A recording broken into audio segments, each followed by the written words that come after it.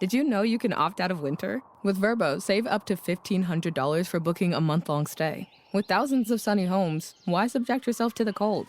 Just filter your search by monthly stays and save up to $1,500. Book now at Vrbo.com. This podcast is brought to you by Carvana. Carvana makes car selling fast and easy from start to finish. Enter your license plate or VIN and get a real offer in seconds, down to the penny. If you accept, Carvana will come pick up your car from your driveway. Or you can drop it off at one of our car vending machines. Either way, you get paid instantly. It's fast, transparent, and 100% online. Car selling that saves your time. That's Carvana. Carvana. Pickup fees may apply.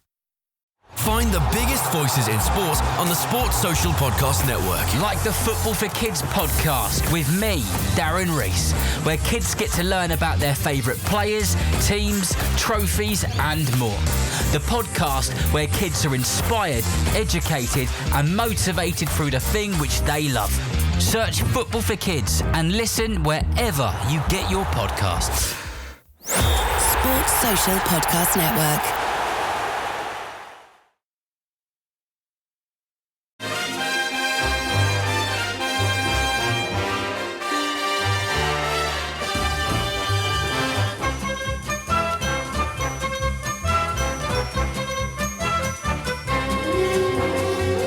Hello everyone, I'm Chris Wynn. Welcome to How Are the Podcast. And it is match day once again as we gather to preview the lads' clash with Arsenal at the Stadium of Light in today's 5:30 kickoff in front of the Sky cameras.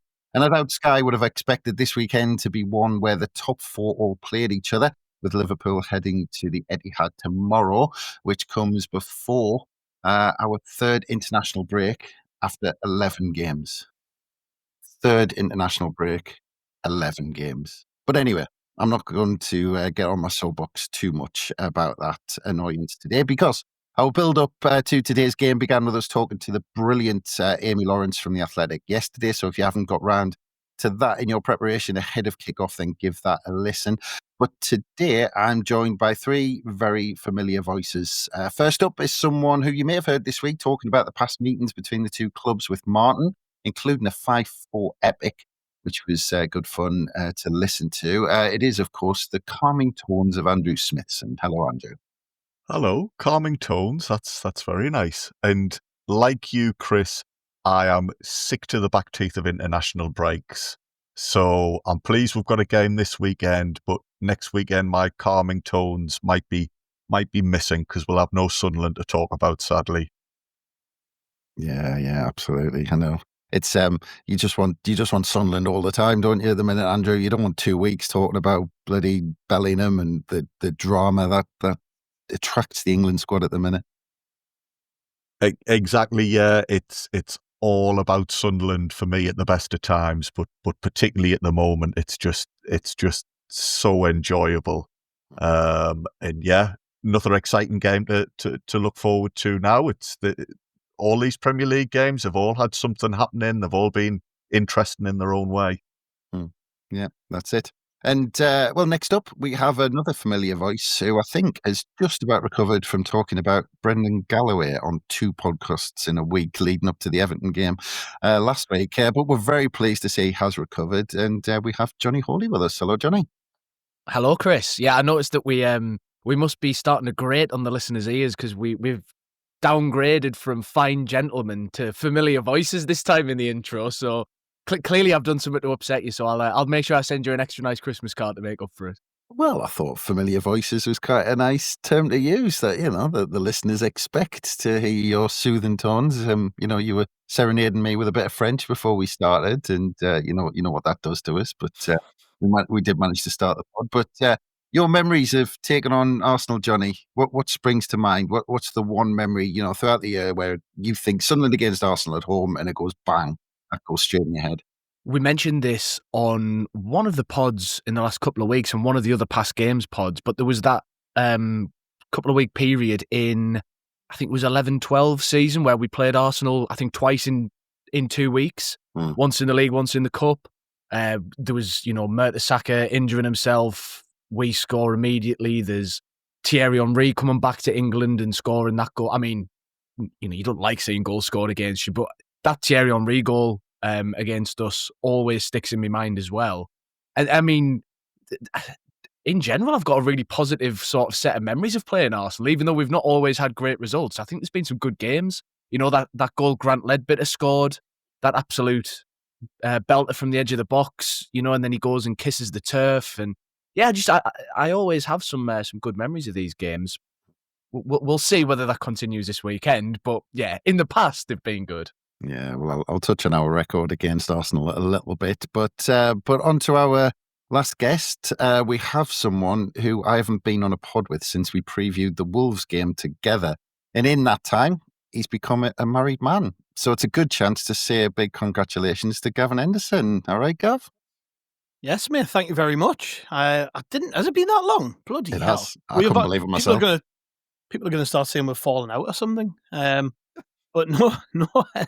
Thank you very much, and glad to be here. Yeah, looking forward to chatting about another game of association football. I think just you mentioned it before when you were talking to Andrew there. You know, there's just nothing to hate about this at the minute, apart from bloody international football. And I would love to know: is this normal to have had so many international breaks this close together?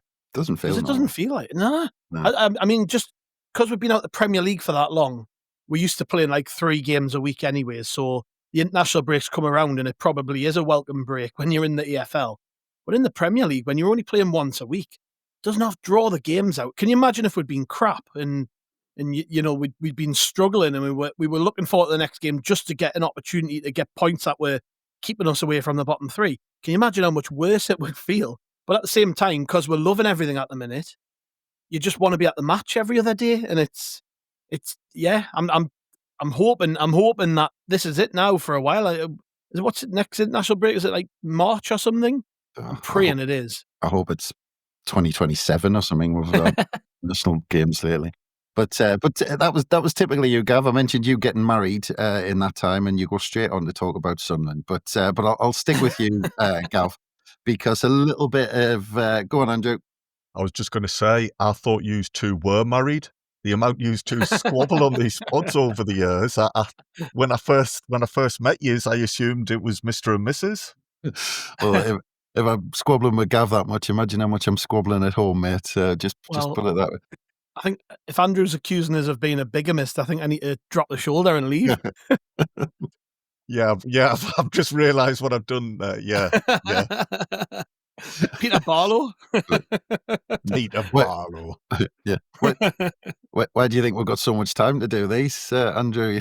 Taking up our weekend. But I'm going to stick with you for a minute, Gav, because a little bit of news came out of the club this week. It was the appointment behind the scenes as we employed former Reading and Borough striker Leroy Leader as part of the club's professional development phase. It seems like he supports the young lads in the academy from what reading between the lines. He's been part of Chelsea's and Aston Villa's youth system recently, so seems to have good experience. But we heard Register talking in the last few weeks about, I think it was in terms of Siddiqui when he was talking about their individual development plans. We had a bit of insight with a peek behind the scenes with Jermaine Defoe. But it just feels like so much work is going on behind the scenes, Gav, at the moment, just to keep us rolling along. Yeah, and Leroy as a name that I'm pretty familiar with. Even though I thought he'd played against us a lot more than he had. I looked into it and he'd only made 2 appearances against Sunderland. But a player who's been around for a long time. I think he was still playing as of last year at some level, so he's kept his eye in. But no, I just think any time this kind of news comes out, it can only be a positive that we've made more appointments behind the scenes. I mean, imagine for the likes of Finn Geragosian in the academy, who obviously we've got high hopes for. He gets to work every single day with a fella who was scoring goals in the Premier League and the Championship. Yeah, you can't go far wrong, can you? So no, a decent little appointment. Although when I think of Leroy Leader, I just think of that anonymous Facebook post accusing him of playing knock-a-door run when he was playing for Barwell FC. I don't know if you've seen it, but we did retweet it on the timeline in the last couple of days. It said, it's in the Spotted Hinckley and Burbage Facebook community group. It says, can Leroy Leader of Barwell FC stop doing a knock-a-door run after training sessions? He is constantly awakening my grandma's cat at 10:15 every Tuesday. I have video evidence on my Ring doorbell in his full Barwell training kit. Could someone have a word with the manager or chairman to get this sorted immediately? Many thanks. So, lucky for the residents of Whitburn and Clevedon, I don't think he's going to be out and about knocking on the doors and stuff, because the academy, it's a bit of a walk, isn't it, from the nearest housing estate? But let's say if there's a spate of anonymous door knocking going on in the area, we know who it might be. Well, that's it. That's might be how he's developing the young lads, making them a bit quicker, knocking on some doors around Clevedon and doing a runner and all that sort of stuff. But yeah, it's an interesting one. And like I said, you hear these little snippets, and I thought the Jermaine Defoe thing was brilliant for a peek behind the curtain. But let's get on to focusing on Arsenal. Very quickly, our record this century against Arsenal is crap. Can't really put it any other way, really. 34 games home and away since 2000. Would anybody like to guess how many of those 34 we've won? 4, maybe. Gav's got it bang on.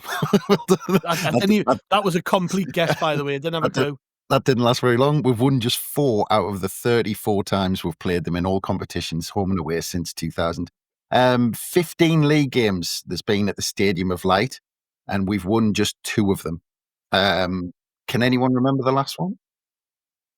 In the league? Ooh. Was it one when Kieran Richardson scored? No.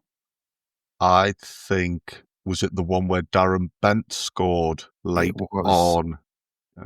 Did you say a league game there? Yeah, league game, not cup game, right. yeah. I'm thinking of the what he scored in the cup, Richardson, didn't he? Yeah. When he ran over at the corner flag and pretended it was a microphone. Yeah, so the 2 games we've won is that one, November 2009. Darren Bent scored with about 20 minutes to go, and the other one was Stan Varga's debut. So those are the only 2 league games we've beat them in this century. And this is a very good Arsenal side, of course, so we can't underestimate the achievement it would be to get something from the game, Gav. Yeah, when you asked before, I think it was you asked Jonny about memories of Arsenal. I just think of Thierry Henry. There's the one where he got clapped off the pitch. Was it when Mick McCarthy or Bally were in charge in the Premier League? Remember him absolutely torturing us and getting clapped off the pitch. And the other one was when he came back on loan and scored against us in the last minute.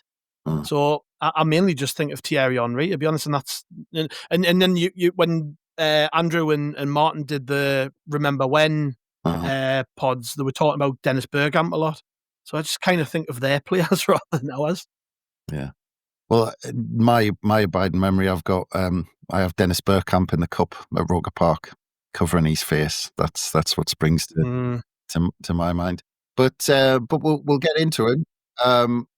Andrew, we'll start with Arsenal. Actually, we'll talk a little bit about them.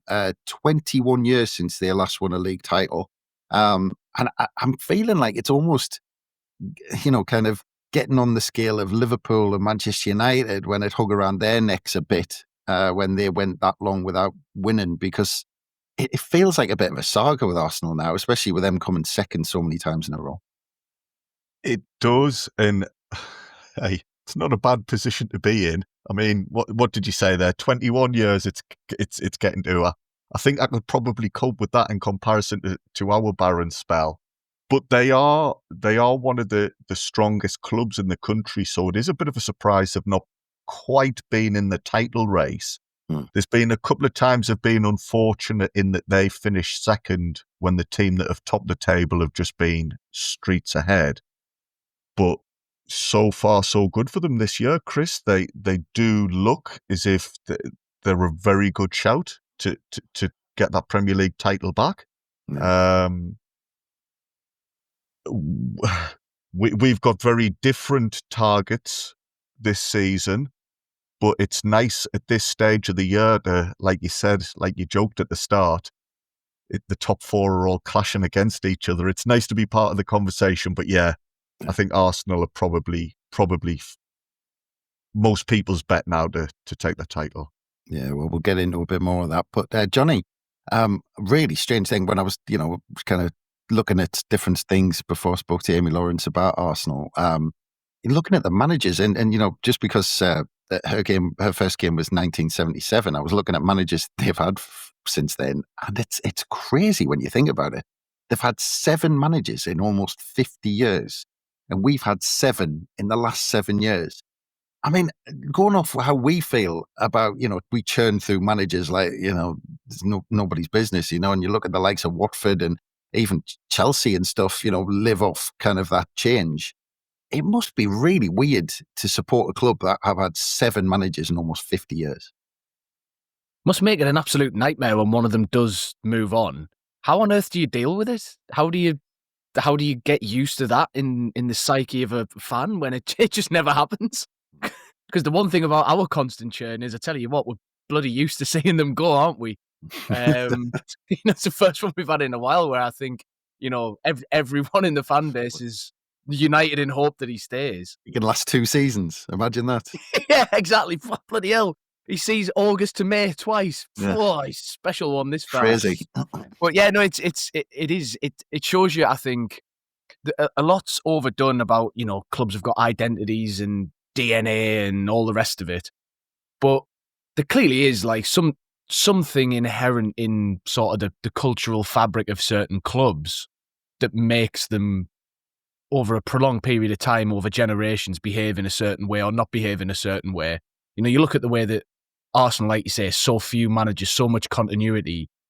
And then you look at a club like, I don't know, Chelsea, who for the last 20, 25 years have been constant upheaval and constant change of managers, both very successful in different ways, but just completely different as clubs, as fan bases. The expectations are wildly different. And I think, obviously we're slightly more towards the Chelsea side of that particular divide than we are the Arsenal one, but you never know. This could be the start of our own sort of 50-year era of only a handful of managers and sustained success and loads of domestic titles. So you never know. Yeah.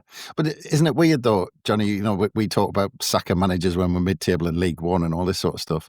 But, Arteta's finished second a few times and everyone's like almost wanting them out. And, but Arsenal are that type of club where they just carry on with them and, they just say, no, you're on the right track, keep on going. I think there's a lot to be said for that as well. You look at the way that Arteta, yes, he's obviously fallen short in a few title chases, which he'll have to put right sooner rather than later, probably this season. But they, as a team, have, they've spent so much time together and they've been almost brought up in a footballing sense by Arteta. A lot of these players, particularly you think of someone like Bukayo Saka, who's obviously been there the whole time, his whole career. I think you see a lot of the benefits of that in their team this season. There's been so much, it's been done to death about the styles of play in the league this season and set pieces and what have you and direct football. So I don't want to get into all that. But in a Premier League that's undergoing so much change and seeing so much of a sort of radical shift in the way that managers and teams are going about things, I think Arsenal are in such a good position, at least in part because Arteta's been there that long. They just know how to play under him. There's no dramas. There's nothing, needs ripping up and starting again with just look down the road at Nottingham and you might see somewhere where that's not necessarily being the case. But yeah, I think Arsenal they're reaping the rewards now of having that stability and those foundations in place. And yeah, look, there's criticisms of Arteta. There's arguments to be made for whether they might have won a couple of more trophies here and there if they had pulled the trigger a bit earlier. But I think they are, at the moment, probably the best run elite English club, if you know what I mean, in terms of that group who usually hang around the top 6. And even across Europe, there's some interesting characters at the head of various football clubs. I think Arsenal are they're in a really good position. And it's good to see, actually, to see a club operating with a bit of a joined up plan, much like we are. They're almost a bit of a breath of fresh air at the top level in that sense. Yeah, we might have our very own Wenger here for 20 odd years. Weird to see if he lasts that long. But you said it, not me. Yeah, exactly. I'll put them. Yeah, that's enough of that. don't want to curse him. But Gav, looking at the Arsenal this season, it's weird to think after like 5 games, people were saying the wheels had come off because they got beat at Liverpool, drew at home to Man City. But of course, they then went on to win 5 off the bounce, and now everyone's saying that the title is all over 5 games later. The favourite to win the Champions League as well, winning the first 4 there. I mean, are we just about to take on maybe the Premier League champions and or the Champions League champions this season? Potentially, yeah. I think the reason people are so high on Arsenal is because they're built on solid foundations defensively. A bit like ourselves. I think there's a lot of similarities between us and them, despite the fact they're operating at a higher level at the minute, 3 places higher, and obviously, they're in the Champions League and stuff. But I think there are a lot of similarities between the way we both play and the kind of ethos towards playing. And Arteta, unlike Guardiola and unlike Arne Slot and unlike Maresca, he's built a team which it's actually quite like the Arsenal of old. You think about that classic Arsenal team, the team that went undefeated for a full season. They had a really solid defense. Yeah, they had flair and attack, but first and foremost, they knew how to defend, and they knew how to defend set pieces. And I think they're making the most of that now. I think, in Gabriel and Saliba at the back, they've probably got the best 2 defenders, or at least the best central defensive pairing in the world. I can't think of a club who've got a better pairing of central defenders anywhere. I think in midfield, they're very solid. Like Declan Rice has obviously came in from Arsenal, 3 years ago, from West Ham, 3 years ago, and made such a difference there in that midfield.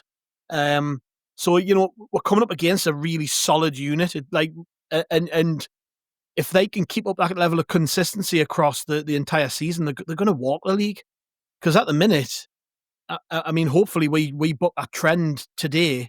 But at the minute, they look like a team who are probably gonna go sort of coast through games, 1-0s, 2-0s most of the time.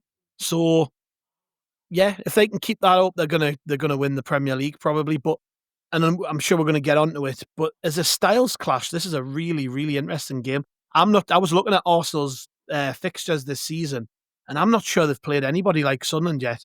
I don't think they've played anybody away from home who set up in a way we do, and how a quite solid defensive team manages to overcome another solid defensive team away from home is going to be really, really interesting. So I actually think this might be quite an important game for Arsenal's season, because if they struggle against us, then all of a sudden every other team in the Premier League's got a blueprint of how to face them. Yeah. And that'll be interesting. We're very early in the season at the minute. But you've got to say that they're far and away the best team so far. I mean, Man City have got Haaland banging them in for fun, of course. And, they're never going to be too far away. But Arsenal are a bit different, aren't they? I think the reason people are talking about them in the way they are is just because they figured that shit out. And you mentioned about the lack of managerial turnover. I think that's got a lot to do with it. I think just giving Arteta the time to work things out will ultimately lead to success. And there's a lot to be said for that. I think even for teams like ourselves who aren't trophy collectors, certainly not at the minute, if you can stick with a good coach and just let them have the time to make mistakes and figure them out, eventually they'll bring success. So yeah, I do think Arsenal are probably rightly the favourites to win pretty much everything they're in for. Yeah. Well, I love the fact that Arsenal have nicked Labrisse's notebook and nicked our tactics, Gav. But on that ominous note, I think that's a good chance for us to have a quick break. We'll be back after these. Find the biggest voices in sport on the Sports Social Podcast Network. Like us, Under the Cosh. What is Under the Cosh? It's stories from behind the scenes, from the changing room, and it's raw, unfiltered, unsanitised, and straight from the horse's mouth. From the good old days. And the new series is out now. Who've we got, John? Matt Clattenburg. Yes. David Bentley. And many, many more. So search Under the Cosh and listen wherever you get your podcasts. Sports Social Podcast Network. Sports Social Podcast Network, the biggest voices in sport. Let's take a look at some of the lineup. The England pod. If he plays regular minutes this season at Manchester City, he will re-emerge as one of the best players that we've got. The final word. Not sure whether stress fractures were a thing in the mid-70s in the same way that nobody ate avocados until 2005. Let's be having you. I love the fact that he's chosen that moment to go, do you know what? Now I'm going to do it. All on Europe's biggest sport podcast network. Find your next favourite sport podcast. Search Sports Social Podcast Network and listen wherever you get your podcasts. Sports Social Podcast Network. Verified comparison at content.sport-social.co.uk/comparison. And welcome back to How We're the Podcast. And we're just in the middle of talking about Arsenal and looking in midweek, Andrew, the travel to Slavia Prague. Convincing win there, but, you know, they did have the travel to contend with. And when you look at their injury list, they have Madueke, Gyökeres, Jesus, Havertz, Martinelli and Odegaard all on the injured list. But they've won the last 7 in all competitions. So I can't decide whether or not if it's a good time to play them. It's a tricky one, isn't it? I, on an earlier pod, had suggested that Arsenal might come into the game fresher than us because we were playing on Monday night, having totally forgotten that there was Champions League games on. So I was quite pleased when I spotted that they had an away game and that it was quite a journey. It's good that they've got a lot of injuries because that reduces their flexibility. I mean, the players that they do have available still are quality players, so it's not like we're going to be up against the reserve side. I did like when you spoke to Amy. She said that there might be a couple of the Arsenal's kind of teenage prospects on the bench. They've got a 15-year-old and a 17-year-old. And it did make me laugh to think of Chris Rigg just looking at them, rolling his eyes, going, bloody young'uns, man. You're sick of them. They're these daft kids don't know they're born. That could be a positive, though, in all seriousness, that Arsenal don't have as strong a bench as you expect. One thing that really jumped out at me and something Gav has touched on as well is Arsenal aren't used to playing against a team like Sunderland at the moment. And one of the statements Amy made in your podcast, Chris, was that Arteta will know this is going to be one of the bigger tests. Yeah. I mean, what a thing to say about Sunderland at the moment. Obviously, she knew she was on a Sunderland podcast, so she wasn't just going to come on and slag us off. But it seemed genuine that Sunderland are now being looked at a team that the very top sides have to be aware of and have to treat with respect. So yeah, Arteta probably is looking at it and thinking, I could have done with playing these at a different point in the season. Yeah. I mean, just let's touch on that for a second, though. Max Daumann, been training with the first team squad since he was 14, and he plays in the Champions League when he's 15. He's so young that he has to change in a separate dressing room to the first team. I mean, I don't know about all you, but I'm thinking back when I was 14, 15, I was walking the streets with a footy that all the panels had been ripped off because you'd be kicking it off walls every 2 seconds. Friday night you were getting a curry chip butty and just walking the streets. The Roker, Seaburn, Fulwell and all that sort of stuff, just getting up into mischief.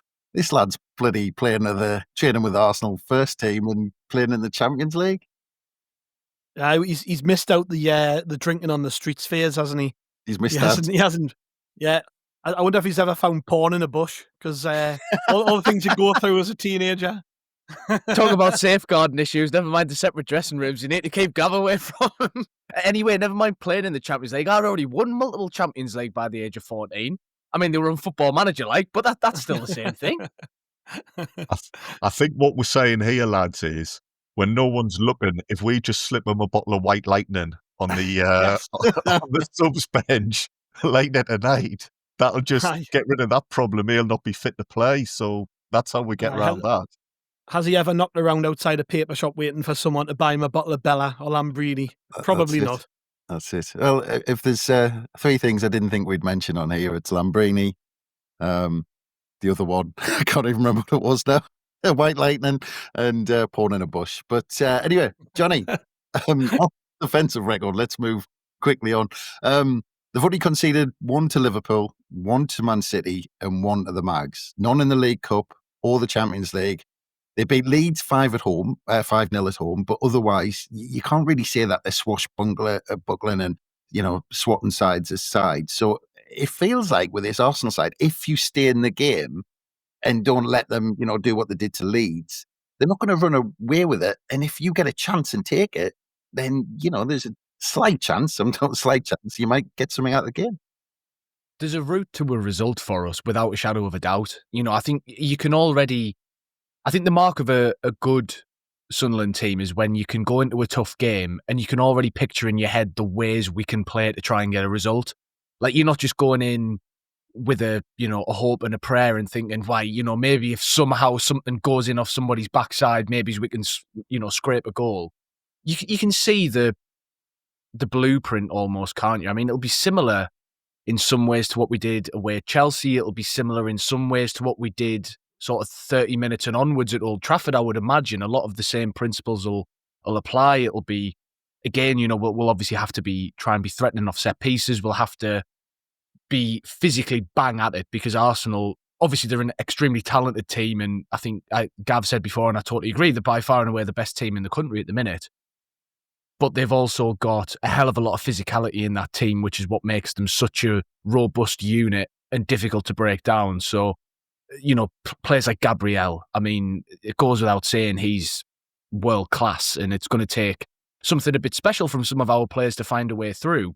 But I do think we've shown enough defensively, we've shown enough off the ball to prove that we can at least, stay in the game. And at that point, once you've laid a bit of a platform, all it takes is a lapse in concentration from a fullback or a centre-back, leave a bit of a gap. Isidore gets in behind.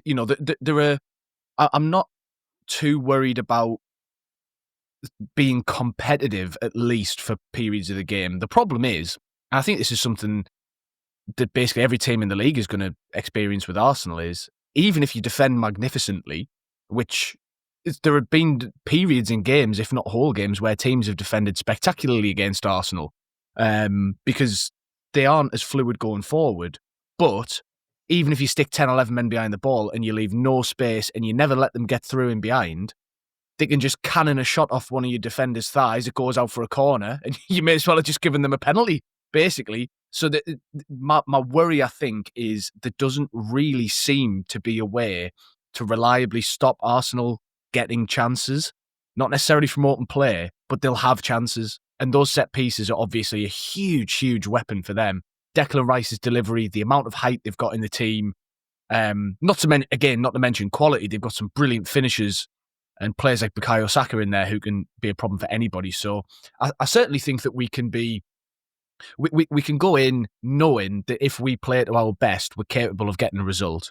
But it's going to be volume of chances, I think, just trickling through the game for Arsenal. You're never really safe for 10 or 15 minutes. We saw against Everton once we grew back into it, we got a bit of a stranglehold on the game and they just couldn't create anything. They couldn't even get up the pitch far enough to try and win a set piece at times. I think Arsenal have always got that.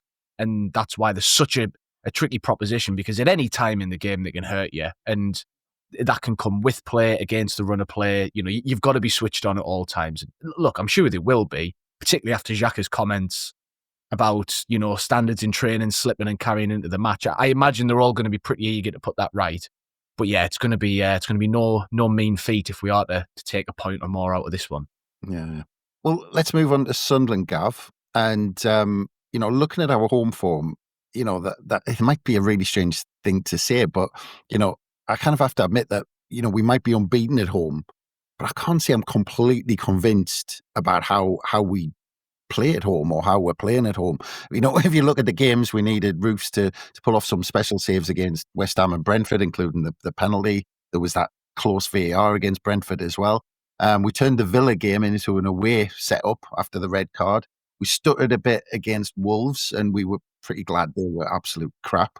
And then we had our worst half an hour of the season, probably against Everton, before we arguably put in our best hour at home against Everton.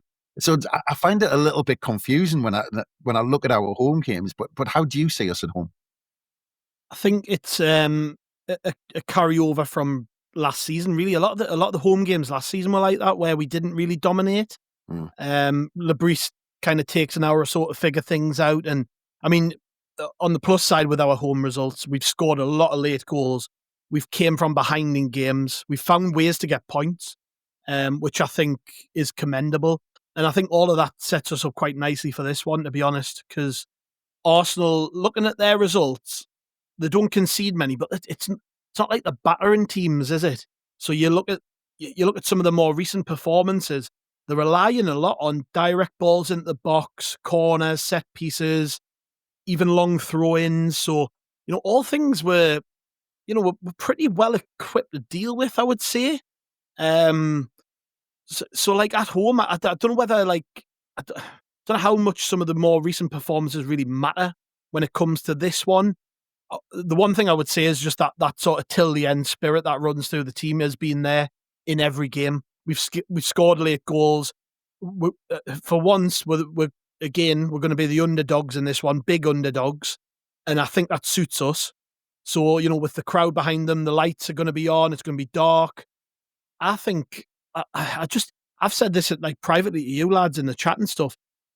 I think there's a lot of reasons to be quite positive about this one because Arsenal, as good as they are, you mentioned it to one of the lads before, Chris. Is it a good time to play them? Almost.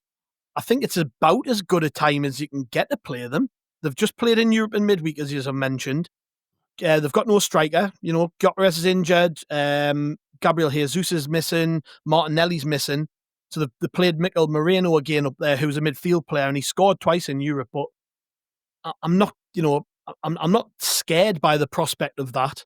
I think we've got really good defenders who can deal with that. So if you think Arsenal are missing some important players, and they have a very defined way of playing, which is direct, which I actually think quite suits us. I've got lots of good feeling about this one, and I think the fact we're at home is a real plus. I think the fact that it's not at the Emirates almost puts us on a level playing field. I mean, I think majority of us would be over the moon to just get anything out of this game, but I do almost think you've got to think from an Arsenal perspective. Arsenal are coming here having had very little time to prepare for the game. They're playing an unbeaten team at home. They're playing a team with nothing to fear, and Granit Xhaka in the midfield. I think that there's a lot weighing in our favour for this one, as much as it can weigh in your favour, anyways. When you're playing the best team in the country, and I know people will go, oh well, he always tries to find the positives, half full Henderson and all that, whatever. I genuinely think the fact that this is at the Stadium of Light is a massive bonus. It really is. And it's gone are the days you were mentioning some of the past games against Arsenal where we've, barely laid a glove on them over the years at the Stadium of Light. A lot's changed since then. I don't think that matters so much now. I don't care about the past record against Arsenal. It's been yonks since we played them. So yeah, I think the Stadium of Light's a real bonus going into this. Jonny, we know exactly what the blueprint is when we're on the road this season. But do you think Regis Lebris is kind of still looking for that balance at home? But, that balance between defending and attacking. But, because it's an incredible thing to say without we're yet to lose a game at home in November. But it does feel to me that we're still, we know exactly what to do, dig in away from home and catch them on the break. But we're still looking for that right formula at the Stadium of Light.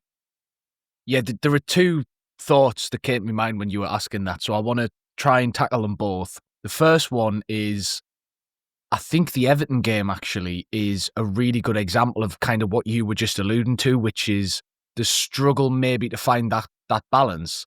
And I think we saw almost we basically saw two Sunderland teams, didn't we, on Monday night? We saw the team that played the first half hour and really struggled, in possession as well as out of possession. I think there was particularly, you think for the goal that Everton scored, it's a brilliant run and it's a brilliant finish, but I think there was a lack of intensity and a lack of aggression in trying to put challenges in. I only really remember Ballard properly trying to get a foot in, and yet he's managed to run, all the way across the pitch basically and then get his shot away.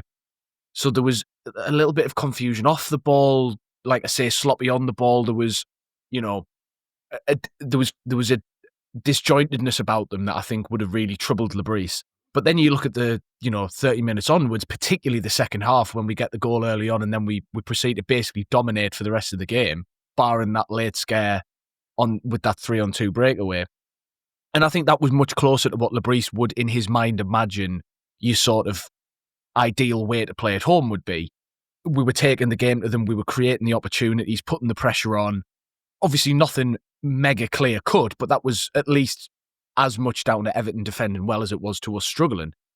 But I think that's kind of the dichotomy in a nutshell, is if you try and be a little bit passive about it and almost invite them to come on with the ball so we can try and hurt them in behind, you run the risk of that opening against Everton, where actually the other teams are all also quite good Premier League footballers. So if you're going to let them have the ball and come at you, they're going to hurt you.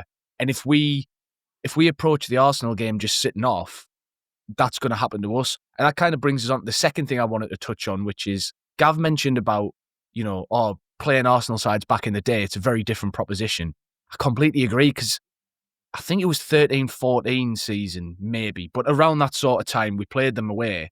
And I remember watching it on the telly and just being so angry at the fact that every time Arsenal had the ball, you'd see our players just drop 5-10 yards, like every time without fail. Nobody was going close. Nobody was getting near them. Nobody was putting challenges in. But any time you would see, and it wasn't just against Arsenal, but they were emblematic of it because they were like the silky football team under Wenger. They don't like it up them.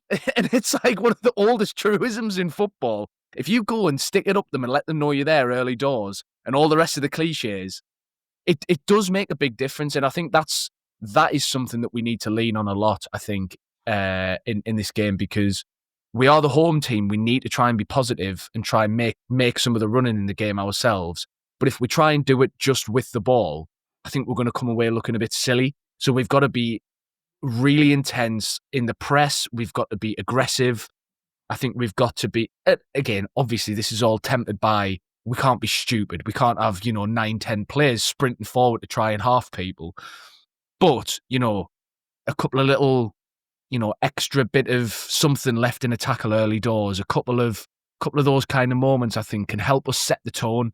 Because I think for probably 10, 15 years, setting the tone in a game at home has meant getting on the ball, making things happen, silky passes and touches. Doesn't need to be that. It can be that, but it can be as simple as getting at them, making them feel like they're in a real battle. Because if they feel like it's going to be an easy game, it'll become a very easy game for them because they're that good. So, yeah, we've got to try and maximise that sort of, the intensity, the passion, everything we've said about all the home games. Get the crowd on side early, and I think we can, we can certainly at least settle into the game that way. Yeah, thanks, Jonny. It's a game of two halves as well, isn't it? I'm pretty sure. It's 11 versus 11 at the end. The Germans win, etc., etc. That's it. Well, Andrew, it's a big day for Granit Xhaka. He said in midweek he wouldn't celebrate if he scored, but he'd love to beat them, of course. He had an up and down time at Arsenal, but do you think sometimes there's maybe a worry that players are impacted when there's that extra bit of emotion involved in a fixture like this one? There can be that extra sentiment to it, but I don't think you'll get it with Xhaka, because just look at the type of personality he is. From looking afar, the incidents that he had were at Arsenal were because he was a little bit younger, perhaps, and a little bit hot-headed. You don't have that anymore. We're looking at a bloke who understands himself, he understands his teammates, he knows what he needs to do, and he is as cold as ice and focused in games. So yeah, maybe beforehand he might shake hands with a few faces he recognises, and be pleased to be meeting up with Arsenal again. But I think his attitude will just be 100% spot on in the game once the game kicks off. Yeah, that's it. Well, Gav, before we get into the team, mentioned before, but we go into the third international break after this game. 11th game of the season, by the way, third international break.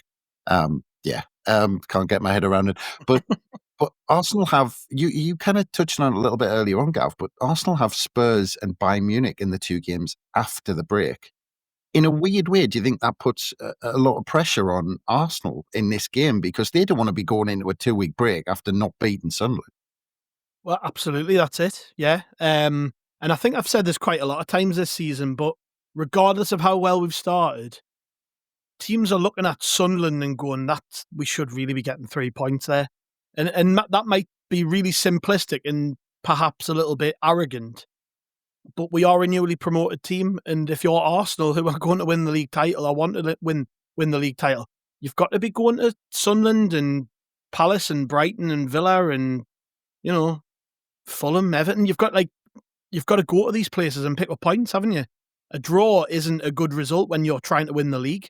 They've got a little bit of wiggle room because the other teams are so far behind. I say so far behind, Man City are 6 off them. Liverpool and ourselves and Bournemouth are all on 8. That's mad. What the fuck, man? Read that top 4 out again. Go on. We're 4th in the table. Like if we somehow win this game, right, we go to 21 points, 4 points off Arsenal, and then I'm sure Man City, Liverpool, and Bournemouth will pick up points, and then all of a sudden, it does become that little bit more complicated for them, doesn't it? The chasing pack and picking up points. This is actually a really interesting weekend for that across the whole league. Like everywhere you look in the table, it's teams basically next to each other, playing each other all the way down. It's obviously us against Arsenal, which brilliant that I get to say that about teams next to each other in the league in November. But then Liverpool City's on the Sunday. You've got, I can't remember all of them off the top of my head. I looked at them the other day, but like right the way down, you've got loads of these matchups. So it's going to be potentially like a really big moving weekend in the league where you start to see possibly, I know everyone kind of says, 10 games, don't look at the table before 10 games. But with everyone playing teams around them, I think after this weekend, we are going to start to see things maybe just starting to settle in place and those little gaps opening up between, the bottom 3 and the rest or the top 6 and the rest sort of thing. Yeah. Yeah. Well, again, I had that completely skipped my mind that Man City and Liverpool are playing each other. So I think Bournemouth play on Sunday as well. So if the prize for us is going second, isn't it? That's the ultimate prize. So we as much as I say Arsenal should be looking at the fixture list and thinking, we should be going to Sunderland and getting 3 points. We aren't mugs, and I keep saying this, but we're undefeated at home. They haven't got a recognised centre forward. They've just played in Europe. I don't think they'll be looking forward to this game. Deep down, I think Arteta, as Amy said to you, Chris, on the opposition preview, I do think you might be looking at this and just be thinking, I just hope we get through this game, because I think this is a real opportunity to be a banana skin for Arsenal. Whereas for us, if we lose, we've lost to the team who are top of the league. It is what it is. We don't like losing. It's disappointing. But if we get beat, everyone's expecting us to get beat, so it doesn't matter. That is a very, very fortunate position to be in, I think. So, hey, don't write us off. I've been saying this to some of the lads in our chat today. Why would you write us off at the minute? We could quite easily eke a result here, quite easily. I'm not saying it's going to happen, but I think we've got a better chance than most people are giving us. Yeah. Well, before the lads tell us what the starting 11 is going to be, we'll stop for a quick break and we'll be back after these. ¿Hablas español? Sprichst du Deutsch? Kann du Norsk? If you used Babbel, you would. Babbel's conversation-based techniques teaches you useful words and phrases to get you speaking quickly about the things you actually talk about in the real world, with lessons handcrafted by over 200 language experts and voiced by real native speakers. Babbel is like having a private tutor in your pocket. Start speaking with Babbel today. Get up to 55% off your Babbel subscription right now at babbel.com/Spotify. Spelled BABBEL.com/Spotify. Rules and restrictions may apply. Hey there, it's Dr. Sanjay Gupta with some exciting news to share. CNN is now streaming. That means you can read, watch, and stream everything in one subscription. You can watch news live 24/7. You can also explore catch-up videos and explainer videos. And you can also watch a library of CNN's originals, including my latest documentary, It Doesn't Have to Hurt. Just go to cnn.com/all access. And welcome back to How We're the Podcast. And we're just about to get into what we think Register Bruce might go with against Arsenal, although trying to second guess Register Bruce this season hasn't gone too well for us so far. But he did throw a curveball against Everton, Andrew, because actually he named an unchanged side for the first time this season. So, it must be tempting this time. Maybe Everton, it might, you could argue it didn't go right, especially first half an hour with 5 at the back. But do you think we might be approaching this almost as an away game? Yeah, very possibly. I mean, he didn't change it against Everton, so I'd be amazed if he did now change it against Arsenal in terms of 5 at the back.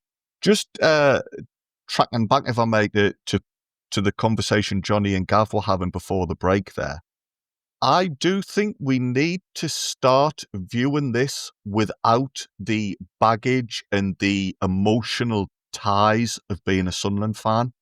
Mm-hmm. If you were to just look at this and say Sunderland came out onto the pitch without a badge on their shirt and you didn't know who the team were and what their background was, but you knew they were 4th in the table, you knew they'd just beaten Chelsea a fortnight ago, they've done well away from home at Forest and against teams who've played in Europe, I fully agree that, we should be backing ourselves as a team who are up in the top half of the if this, you could very easily see this game, the team at home being 4th, as being somebody like Chelsea, and Chelsea against Arsenal. You wouldn't view that as, Arsenal have got to win this. It's against a team that should be beaten. So why can we not treat ourselves as a team who are justifiably up at the top? I think we need to go into the game with that approach.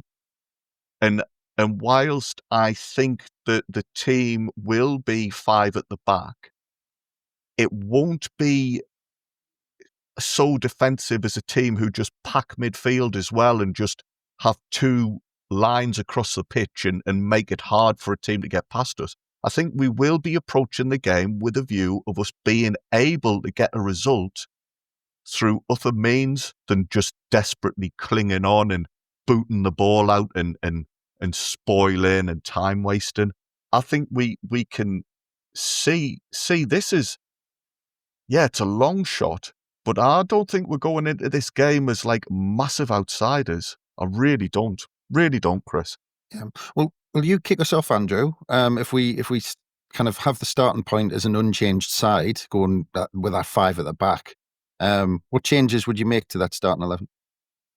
I don't think we should. I actually do. I would go with 5 at the back. I mean, but with the same personnel, because Alderete is out, of course. Yes, Alderete is out, and it's funny because I'd keep the same personnel and the same tactics. It's difficult because we have this discussion a lot. We talk about 5 at the back or 3 in midfield or what have you. It's very different depending on whether we've got the ball or not. And if you look at the various graphics after the Everton game, Sky probably had us down as 3-4-3. BBC might have had us down as 4-5-1. I'm trying to do the maths as I talk. I think they both add up to the right number of players. So it's hard, and a lot of the players who played against Everton can very easily fit into other roles. Hume, we're seeing him increasingly popping up almost in midfield. It's hard to pinpoint, and that's what I mean about I don't just think we'll be 2 lines of 5. Do you think that worked though, Andrew, with Hume in midfield? Because I didn't. That's my only concern coming into this game. I like the idea of playing a 5 at the back, but you've got to consider their midfield strength, haven't you? The fact that Everton outnumbered us in there, and I don't think it worked with Hume moving from right wing back, into the midfield. I'm a little bit concerned that if we do that again, we'll get battered in that midfield. I mean, we're talking about Norgard, Rice, some of the best players in the world, I'm not sure we'll get away with doing that. I agree with you. I would like to see us play a back five, but I don't know if we can get away with what we got away with against Everton. And I think that'll play on Regis's mind. I think he might not. I think that might have changed his mind on what he's going to do today, but we'll see. Possibly. I mean, Arsenal don't have any chinks in their armour. There is not a single aspect of their game that you think, well, that's what we can target. And yes, maybe Hume in midfield doesn't work. I was just making the point, though, that the 11 we have on the pitch don't necessarily have to stay in defined roles. They can move around. Gertruda, for example, could you maybe see him pushing slightly further forward of two central defenders? Maybe. I just think there's options there. That's the other point, by the way, Andrew, is, and I've said it a few times, they don't have a recognised striker. So do you need three central defenders? I would argue a four at the back would make more sense in this game. Possibly. Come on then, Gav. Yeah. There's two different sides to this. Tell us what maybe you would do, and tell us what you think the manager will do. What I would do and what I think the manager will do is the same thing. I think he'll go with the back four. I honestly do. I think it'll be Ronaldo, Ballard, Mukiele, Hume. I think Gertruda will play in midfield alongside Xhaka and Siddiqui. And I think that'll be the make-up. I'll not go into the attacking options quite yet, but yeah, that's what I think he'll do. I think he will have, he won't have liked how easily man-marked we were against Everton because we had that man less in the middle. And if Everton can do that to you, and you look, Idrissa Gueye, Dewsbury Hall, Garner, Grealish, and they're good players, but we're on about a different calibre here, and I think it's going to be about bodies. And I actually think, given their striking issues, it makes very little sense to play a back three. I would rather we went with a back four, an extra man in the middle, and on the wings have two wide players who are going to work hard, because that's their big threat, really. You're looking at Bukayo Saka playing. Is he the best right winger in the world at the minute, or certainly in the Premier League? He's in the argument for it, isn't he? And he's playing well at the minute. Trossard's probably more like a number 10, and he likes to get in those pockets of space. And I just think you're better off having. I would have done this against Everton as well, to be honest. At a point, I think we should have changed the shape. But no, I think it'll be a back four. I do. I think he might have changed his mind based off what happened on Monday. Where are you on it, Jonny? I actually completely agree with Gav, both in the sense that I would have had the four against Everton as well. And I think we were, to be honest, when I was watching the game, obviously in the stadium, so I haven't seen the replays back or anything, but to my eye at the time, when we sort of got back into the game a bit and started improving, it basically looked like we had essentially changed the shape. And I know we sort of still nominally had the back five, certainly the personnel also on the pitch, but really, if you looked at it, I think as the game wore on, we settled more and more into a 4-3-3, both with and without the ball. If not outright change to that formation, I certainly think we sort of fell back into that more and more as the game progressed, because I think they're just a little bit more comfortable with that shape. It's the way we started the season. It's the way we played the majority of last season. It's presumably sort of the primary shape that the team's used to. And I again, for this game, I completely agree. This is the way that I would go. And I do think Lebris will move to a 4-3-3 again, because obviously no out-and-out centre forward. And not just the fact that they've got good wingers like Saka. It's also, if you think, we've talked about the fact that Arsenal love a set piece, which is not a criticism, but they do. When they do tend to create stuff from open play, one of their biggest threats, I think, is a ball being played sort of from the central areas, or maybe somebody who's tucked inside, but played through the channels, maybe for a winger to nip beyond the full-back and cut a ball back across. You're not going to see balls in behind for Marino to chase, because that's not in his skill set, really. It's not. Even Gyökeres isn't that kind of player, even if he'd been fit and ready to play. So I think if we start with a 5, and then that naturally just leaves bigger spaces to the right of the right centre-back and the left of the left centre-back, behind the wing backs if they don't, get straight back in every time. So I think I'd be much happier with a 4 because I think we'd be a little bit more stable, less likely to give away any space in the one open player area I think they might look to target. Certainly if we did line up with a 5, I think they'd target that. And then even going forwards, I think, I completely agree again about the midfield. I thought particularly that first half hour against Everton was Sadiqi's poorest showing in a Sunderland shirt. And even then, in my opinion, in his worst game for us, we've still got a point. So it could be a lot worse. But I think part of the reason that he struggled so much was the too much space between him and Xhaka, between the pair of them and the rest of the team. Hume was tucking in to support them, but it's different to having somebody who's patrolling that area with you and who's you can rely on being there every time that you get the ball near enough. And in a game like this as well, against a better team like Arsenal, with no disrespect to Everton, but a better team, the possession's going to be at even more of a premium. We need to be really careful about how we use the ball when we get it, because not just obviously you want to try and score a goal, but even things like just being able to pop a couple of quick passes, break a line, and get 30, 40 yards up the pitch. We struggled to even do that early on against Everton. And if we're doing that too much against Arsenal and struggling to get out and the ball just keeps coming back, you run yourself into the ground pretty quickly, I think. And we're going to need to make sure we've got something left in the tank towards the end of the game, because they will be able to change things and freshen up, and they'll have options that, other teams don't necessarily have. So I think we need to make sure that we've got something in the tank at the end. And I think a big way to do that, in my opinion, is to go back to the 4-3-3. So that's what I would do. And I do think Lebris will do it. I also, final point, I don't think he's going to want to play 3 centre-backs too often without the 4th being fit and available. So Alderete not being available, again, I just think if I'm Lebris, I'm thinking all it takes is Ballard's hamstring to go again. All it takes is, a little knock to get Trowder, and then I'm forced into a back 4 anyway because I haven't got somebody who can come on. So all that together, to me, feels a no-brainer. We've got Luke O'Nien. Come on. Sorry, no, of course. We have got King Luke to come on as well, but maybe we should put that can of worms back inside for now.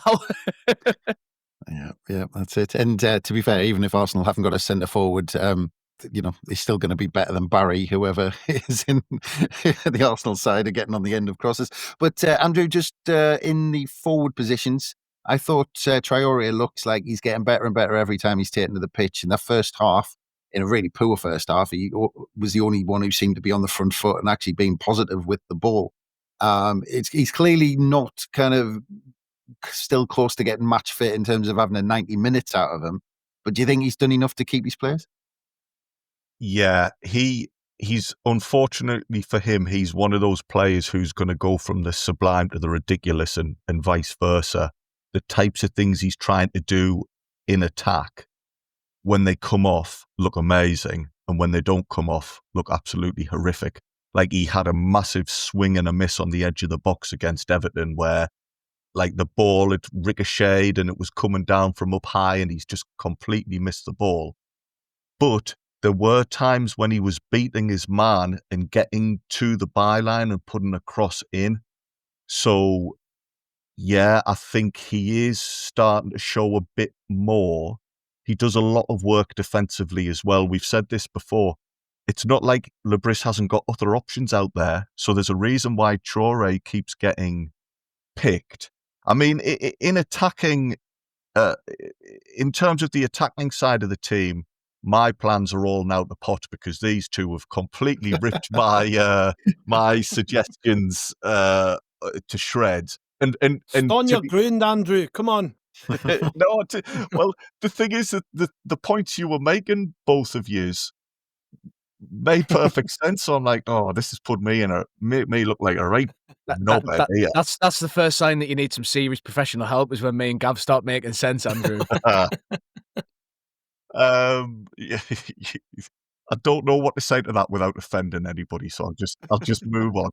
But yeah, Traore, there are a few grumbles around him still, and there were times against Everton where I was frustrated that his output wasn't quite right. But I think looking at it now when you're away from the game and you've not got that emotion, I think he is doing enough to play. And we're talking here about how we negate Arsenal and they're excellent out on the wings. Traore does get through plenty of graft as well, to give him his due. Yeah. And Gav, just moving on to you, because I think we might be risking doing it again at Andrew, but I've got a feeling you might be thinking the manager's thinking something different on that wing. Possibly. I think just to follow on from Andrew said about Traore, I think that was probably his best game against Everton. And the point's been made quite a lot recently about this, but Traore's got goals in his locker, and that's proven through his career. But he hasn't done it yet in a Sunderland shirt. And if I'm honest, he hasn't really come particularly close to doing it. I mean, there was that chance very early at Old Trafford, wasn't there, where he sort of couldn't get his feet in place and stuff. Whereas Shemston Talbi, he got a goal at Stamford Bridge, and I was expecting him maybe to get into the team the other night, or at least get on a little bit earlier, and he didn't. I've got half a feeling there that he might start Talbi ahead of Traore on the wing. But it depends, doesn't it? Because Traore is left-footed. Traore, as I said, probably had his best game last time out. He's getting fitter and fitter every week. Has that proven record of scoring goals. Has Premier League experience. So these are the dilemmas which I'm sure the manager's going through. It's quite a young team, not an inexperienced team anymore, but still he does value having players on the pitch with Premier League experience and stuff like that. So yeah, I think that's the one contentious position, is that right wing. Who's going to start out there? I don't see him taking Lafay out. I thought Lafay was magnificent the other day after the sort of first half an hour, and I think he just gives us so much graft down that side. And I mentioned Saka before. Ronaldo and Lafay probably got the hardest job of the afternoon. I was toying with the idea of maybe him throwing a Reggie's curveball in and playing a Dingra, but I think after Old Trafford, I think he maybe lost a bit of faith in him in the big games against the tough teams with the good wingers. So I think it'll stay the same down that side, but if there's going to be a change, I think it'll be Talbi for Traore, but I'm not 100% on that. I'm not ready to commit. I want to hear what the other two lads say first. Is this where I admit I was going to bring a Dingra in, or should I just should I just no? In all seriousness, I just wanted to repeat what you said about Lafay. He's been absolutely fantastic for us this season, and just a player that you've got no doubts about whether they're going to be up to scratch against a Champions League team. There's several players in the squad like that, and Lafay is definitely one of them. I think he's been in superb form of late, and I mean, of course, the team sheet will come out, and this'll look stupid, but I just can't see any setup we want to do at the moment without Enzo being involved. He's massive for us. Yeah. Jonny, coming on to you with the forward positions, the lads have had their say, but the thing I want to throw into the mix is Regis Labris has repeated himself over the last week, where he's talked about he wants starters and finishers, and in my mind, a little bit, Talbi and Broby kind of shafted themselves a little bit in terms of getting in the starting 11 at Stamford Bridge, where he was like, well, they've got momentum coming off from the bench and they know exactly what's expected of them. And you can imagine Regis Labris thinking, right, well, I want these guys to do this job in the first hour, 70 minutes, 80 minutes, whatever. And I've got these two waiting, and I'm just going to kind of almost deploy the trap at kind of 75, 80 minutes and see what happens. It's funny, isn't it, how the language all changes, but everything's actually the same? Because back in the day, it was, you don't want to be too good off the bench because then you'll become a super sub. And now it's, well, you don't want to be too good when you come on, otherwise you'll become a finisher. That's, you know what I mean? Like, it's, but it is a valid point. Like, particularly Talbi, I think, like, his profile, his attributes, like everything that makes him good, is also what makes him weirdly suited, I think, to coming off the bench. At least you can see it from a manager's point of view. He's extremely pacey, but he's raw. He's got the ability in him to be direct. We've seen it a couple of times, not loads. When he's played from the start, he's tended to be a little bit more conservative, but there's been moments, the run and shot before Xhaka's header for Isidore against Villa. He made a similar run and shot against Man United. Obviously, the goal against Chelsea. And all of these things kind of come together and you think, actually, yeah, I can see why Talby's getting held back. But what I would say is, I think Lebris is not the sort of manager who's wedded to these players are my starters and these players are my finishers, or whatever you want to call them. I think it's going to be pretty common throughout this season and the coming seasons, if he's still here, to see players kind of move from one camp into the other as the season progresses. And sometimes a Talby is going to be a bench option who we want to come and finish a game. Sometimes he's going to be on from the start. We've already seen him change who starts up front. It was Maenda at the start of the season. Now it's Isidore. Robbie, I'm sure, will get a chance at some point. So I think there's plenty of fluidity in sort of who's in, well, I was going to say the best 11. There isn't a best 11 anymore, is there? There's multiple different 11s who have all got the same amount of quality through them. So it's kind of a long-winded way of saying I haven't got a clue what he's going to do. But I think I know what I'd do, and I'd start Talby. And the reason I would start Talby is nothing at all to do with Traore being below par, because I think Andrew said that he was, particularly good against Everton. I thought he really grew into the game, and it was his best overall showing, I think, in a Sunderland shirt. So he's still got plenty to offer us. But I think with the way the lads have waxed lyrical about Lefebvre, bang on, he has to play for me. If he's fit, which, it seems like he is, then he's got to play. And at the minute, he's got to play off the left. I know that it's arguably not his best position, but it's certainly been his best position this season. So you don't move him when it's working, which means obviously you've got Xhaka and Siddiqui and then AN other in midfield. For me, probably get Geertruida if you're going with a 4-3-3. I think that leaves a bit of license for you to have Talby in as an option who can more easily stretch the play. Because I think against Arsenal, especially, who is such a good defensive team, they are going to be extremely compact and extremely difficult to break down in defence. Not that they're going to sit behind the ball, but when they do get back, they're going to be, very tight, not much space between each player. Everything's going to be extremely well regimented, as you would expect from a team who are being called the champions-elect by half the country. But that, I think, if you've got Traore on the right and Lefebvre on the left, both of whom stronger footies on the inside, then, our fullbacks, I know Ronaldo loves to bomb on, but down the right-hand side, not that they're not good and there's not good interplay, but whoever plays at right fullback, they're not a knock it down the line and take somebody on sort of player. So I think you've got a bit of scope there to bring Talby in who can, like I say, stretch the play a bit more easily, because when we do get the ball, I think it's going to be critical that our sort of first movements are right, if you know what I mean. When you win the ball back and you're a bit deep and then you need people to sort of split and spread and you need to create a bit of space straight away to actually play the ball around. I just worry if we have too many people whose natural instincts to come inside a bit and congest things, because I think against Arsenal, it's not really going to bear any fruit because they're just too good through the middle of the pitch. Gabriel Saliba, Declan Rice, Zubamendi, Ødegaard, all these players, ultimate quality through the middle of the team. So I think we've got to try and exploit the wide areas as much as we can, which is why I could see Talby coming in. But having said that, I'm not going to be disappointed if it is Traore, because, as I say, I thought his game against Everton was his best he's had so far.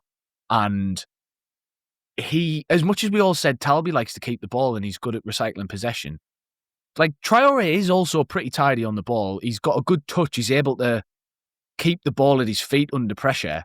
So yeah, I'm not overly concerned, but I think from a sort of physical perspective, what Talby offers us, he's right-footed, he's quicker, he's a bit more agile. I think to me that suits the game better. But whatever team he picks, I think you can be confident that the players are going to be good enough. It's just whether we've set them up in the right shape. Yeah, I think another argument for having going back to a 4, I think, is to try and bring back that traditional wide man fullback partnership between Ronaldo and Lefebvre, which it hasn't been able to get back into that, because with playing 5 at the back, Lefebvre's playing slightly kind of inverted in a more of a midfield than a wide man to help Ronaldo get on his bike down that wing. But look, it's predictions time. And we saw that in arguably Lefebvre's best game of the season against Brentford, didn't we? Yeah, We had well, a that's what four, I we had want to- Ronaldo behind him, bombing on. And I think Lebris wants to go back to that. And I think actually at home, I think that is the kind of almost perfect left-hand side at the moment, or certainly our best left-hand side, when they're working in a traditional partnership rather than when Ronaldo's in a 5 and he's kind of in this wing-back, full-back kind of half position, which he's not quite sure of. But anyway, yeah, like I said, prediction time. Andrew, time to put your neck on the block, and I'll come to you first because you love going first. Yeah, so... I mean, but first, throw in there what type of game you think it'll be, because I'm interested to know whether you think we'll be defending on the edge of our box for most of it. But how do you think it's going to play out? It doesn't matter how I think, because you three have just stitched me up. I mean, you've just started there, Chris, as well, right at the end. Oh, I think we'll go for a flat 4 at the back there. I think it will be a long afternoon, and can't remember who said it, but Sunderland could do everything right, and still we might concede just because of the class Arsenal have. So I think it'll be a tough game. I don't see us just shutting up shop. I think we will try and give them a little bit to think about. It's funny at the moment, the way the team is, the way I see it is, it's like if you buy a house, you get like the fundamentals right, you get the foundations right, so you make it safe, you get the locks working, you get the Ring doorbell in place, all that type of thing. I think we've got that to a point where we can play against any team and do well. And all we now need to do is get the decoration right, get the bits that look nice sorted. I think that's the state we're in now. We are rock solid. There's a couple of things to just work out going forward so that we can not just compete against Arsenal, but really make them panic. I think it'll be interesting to see the lineups. I'm now going to be looking not whether I think Lebris has got it right or wrong, just whether I've got it right or wrong, or whether Jonny and Gav were talking out their backsides instead. But as a game, I think it's going to be long. I think it's going to be a really nervous watch, but we will come away proud of the team because they will have done well, give it the best shot, and yeah, let's have a point. I'll predict a point for Sunderland. I believe in these lads so much. I'm loving them at the moment, and we can do well in that top of the table clash and make just continue improving our reputation. Yeah, I just want to know who's the Ring doorbell in the team, Andrew. Oh, there's a tricky one there. Who's the garage in that analogy? And, I mean, have we got a charging point on it and all that sort of stuff? But we're going to be here all day. Gav, what's your prediction, mate? 1-0 to Sunderland. We're going to be the first team to beat Arsenal this season in the Premier League. That is my prediction. Oof. In fact, it's not a prediction, it's a spoiler. That's exactly what's going to happen. Right. And Granit Xhaka will be the goal scorer. There you go. Well, yeah, if anyone's read the preview this morning, they'll have seen that Arsenal is 7-1 on. We are 7-1. Sorry, we're 7-1, not Arsenal being 7-1. But they're I can't remember what they are now, but we are 7-1 in a 3-horse race with the draw, Jonny. So how do you think it's going to plan out? I'm going to give you the most optimistic prediction I can that I actually have some semblance of belief in, which is a 0-0 draw. I think there'll be at least 1-0 in this game. Put it that way. I think there's going to be a lot of defending, a lot of backs to the wall stuff at times. I do think we've got enough in us to come away with a point, though. It's one of those where you kind of need a quite long succession of lots of events to all fall your way in the game. But if everything goes our way, then yeah, we'll get a point. Happy days. Right. Well, I want to finish with Gav again. Gav, you said we're going to win. tell us how we're going to do it. Is it going to be back to the wall and we're going to nick one, or a bit more than that? Yeah, I think it'll be a nervy first half where Arsenal put us under lots of pressure from throw-ins and set pieces and stuff, but we come out the other side of it. I'll go down for a pint at half-time. I'll be even more optimistic. I'll come back. Hopefully won't miss Granit Xhaka scoring this time, mind. You'll miss it. But that's it. You'll go for a piss. You miss the goal. Go for a pint. Yeah. Actually, keep going to the toilet as much as possible. Yeah. And see what happens. Yeah. And I think with about 15 minutes to go, a ball's going to drop to Xhaka on the edge of the box and he's going to rocket it in. Because I said this before. He's developed a reputation over his career scoring them screamers from outside the box. And I don't even think he's really come close for us. So today is the day. Granit Xhaka against these old... The script is written. Match of the day, first game. Granit Xhaka is the first man to inflict defeat upon Arsenal this season.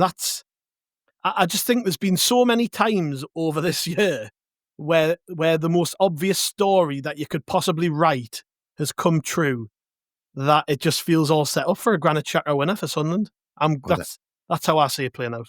There you go. I don't think there's a better place to end this podcast than that. And I am about to go and check the odds on all of that. So it just leaves me to say thank you very much, Andrew. It was a pleasure, mate. Yes, thank you. Just charging point. Who would the charging point in the team be? Max Power, obviously, lads. Yes. And with that, I'll leave you to it, lads. Thanks for listening to me talk absolute rubbish today. Oh dear. We were so close to leaving on a positive note, Andrew, and you had to just step in with the old Max Power. We might cut that, but thanks very much, Jonny. Yeah, cheers. Thanks, Andrew, for a big laugh at the end there. I really enjoyed that one. But no, it was a pleasure as always. And against me better judgment, you've all got us really quite optimistic for this game now. So I'll blame yous all when I'm crying come 8 o'clock tonight. Well, please, everyone who listens to this podcast, please send us feedback in on who, in Sunderland's house analogy, which player represents which part of the house, because we're on the edge of our seats to find out what you think. But Gav, thank you very much, mate. Always a pleasure. No problem. We'll see everybody on the reaction pod from the pub after the game. Yes. Hopefully pontificating about how right I was about Xhaka scoring the winner.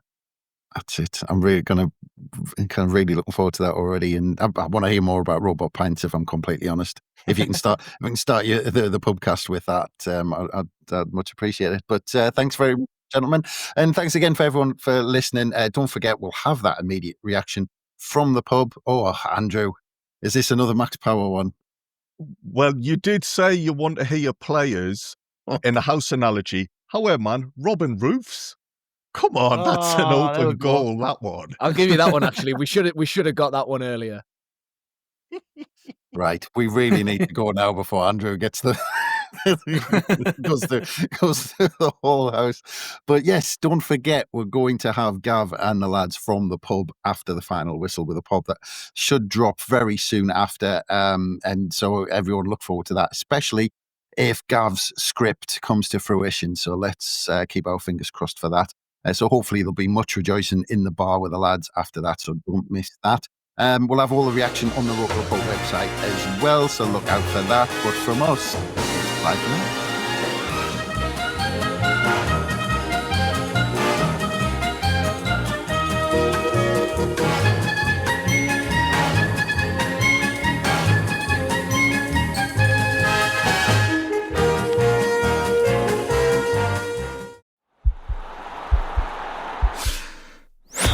This podcast is part of the Sports Social Podcast Network.